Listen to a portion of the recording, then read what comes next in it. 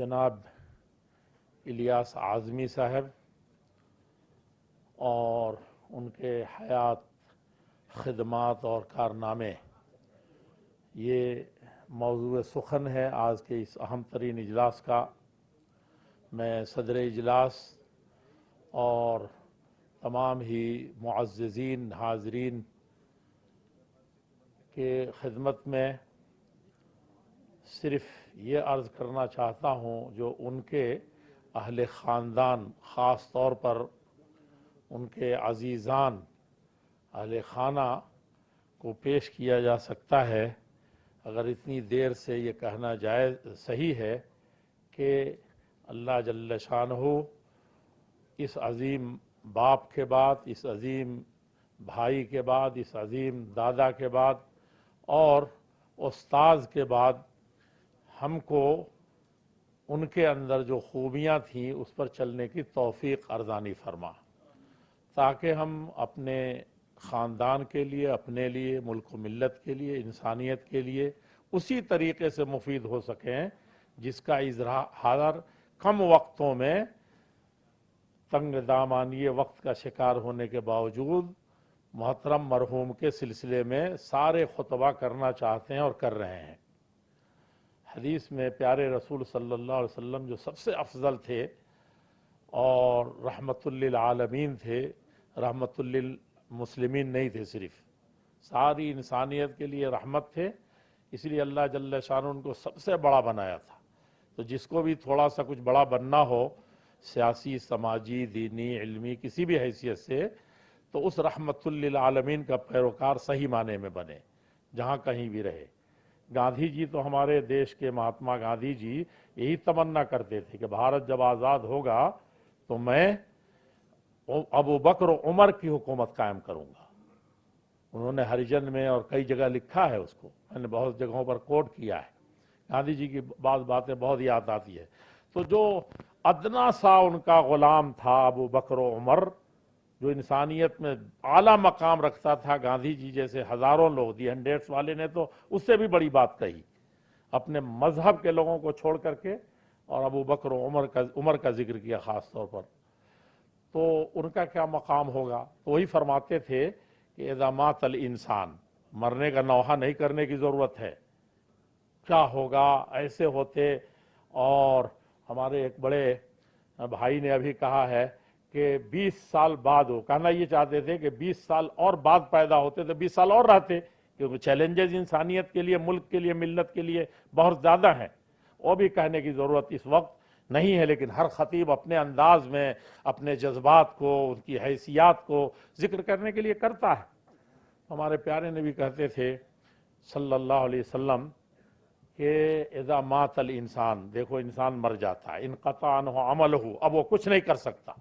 اب اس کے کھاتے میں کچھ جانے کو نہیں ہے، تم اپنے منہ مٹھو بناؤ، چاہے جو کرو، معاملہ ختم ہو گیا ہے، الا من ثلاث، لیکن کہتے تھے 3 باتیں بڑی اہم ہیں، باندھ کے رکھو اس شخصیت سے متعلق،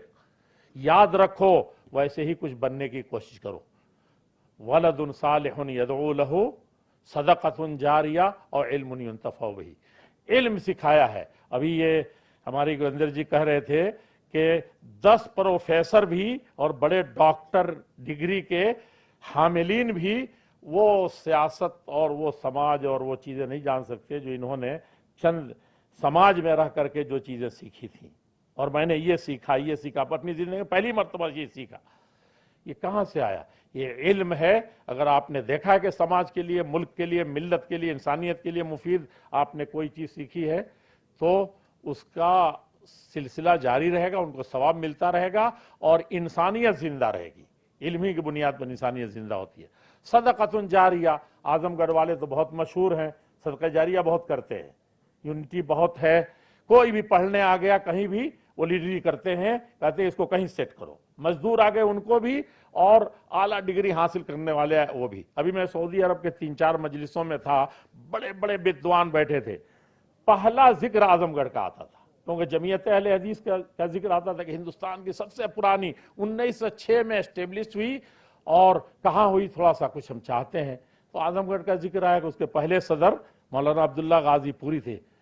اور میں نے کہا کہ تم اعظم گڑھ کے جو 6 کتابیں کتب ستہ مشہور ہیں، بات جلدی سے میں ختم کرتا ہوں، جو حدیث کی کتابیں مشہور ہیں کتب ستہ صحاح ستہ، یہ 6 صحیح کتابیں، وہ تو تم لوگ جانتے ہو ہندوستانیوں پر نقد کرتے ہو کہ 6 صحیح کہاں سے؟ بخاری مسلم سب سے صحیح ہے، اور سب میں کچھ چیزیں ضعیف بھی ہیں۔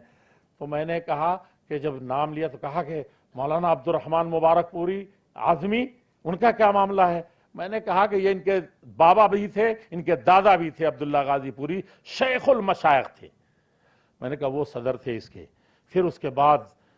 دوسرے اعظمی کا ذکر آیا، تیسرے اعظمی کا، اور مبارک پوری جو ابھی مرے ہیں مولانا سیف الرحمن، پوری دنیا میں ڈنکا بجا دیا۔ میں نے دیکھا کملا پتی ترپاٹھی جی چل کے آئے کہ کون ہے جس نے بھارت کا اتنا بڑا نام کیا ہے؟ ہم لوگ اس وقت اسٹوڈنٹ تھے۔ کہا کہ یہ کون ہے جس نے عربی زبان میں ایسی کتاب لکھی محمد رسول اللہ صلی اللہ علیہ وسلم کے سلسلے میں کہ ساری دنیا میں اس نے پہلا نمبر حاصل کیا، اور اتنا اس کا چرچا ہے،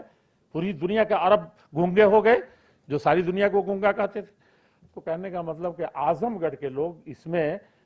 صدقہ جاریہ میں بڑے مشہور ہیں، اور الیاس صاحب تو اس میں آفتاب و ماہتاب تھے، اللہ غریق رحمت کرے۔ ایک چیز رہ جاتی ہے ولد صالح یدعو لہ، میں نے ترتیب برقرار نہیں رکھی جو حدیث میں تھی، اس لیے کہ بات جلدی سے ختم ہو جائے۔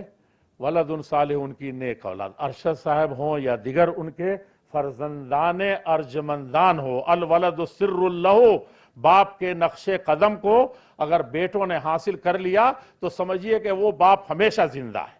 اور اس کے علوم زندہ ہیں۔ تو یہ تینوں چیزیں جو آپ جیسے لوگوں سے میں سن رہا ہوں،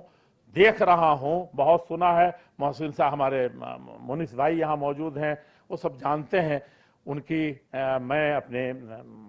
بہت کچھ نہ کہہ کر کے آپ جو کہہ رہے ہیں وہ اس پر شاہد عدل ہے۔ مولانا آزاد کسی بڑی شخصیت کے بارے میں پرانے لوگوں میں جو لکھتے تھے تو وہ تو ابوالکلام، تو کلام ان کا ہر طرح سے تھا، تو وہ اس شعر کو ضرور لکھتے تھے، وَمَا كَانَ قَيْسٌ حَلْقُهُ حَلْقُ وَاحِدِ وَلَكِنَّهُ بُنْيَانَ قَوْمٍ تَحَدَّمَ۔ یہ صرف اعظم گڑھ کے لوگوں کے لیے الیاس صاحب کے حوالے سے نہیں ہے کہ قیس جو مرا تو قیس کے مرنے سے صرف قیس نہیں مرا ہے، ایک کی موت نہیں ہوئی ہے، وَلَكِنَّهُ بُنْيَانَ قَوْمٍ تَحَدَّمَ، ایک پوری قوم اور ملت اور انسانیت ہل گئی ہے اور سب ڈھا کر کے ختم ہو گئے۔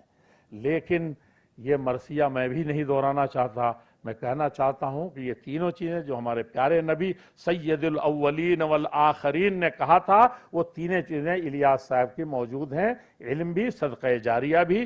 ولد صالح بھی۔ انشاءاللہ ہم موت کے شکار نہیں ہیں، بلکہ یہ سارے میدانوں میں ہم آگے بڑھ کے اسی طریقے سے ملک کے بارے میں، ملت کے بارے میں، انسانیت کے بارے میں،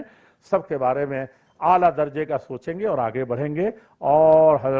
حضرت جناب الیاس اعظمی صاحب زندہ اور پائندہ رہیں گے۔ والسلام علیکم ورحمۃ اللہ وبرکاتہ۔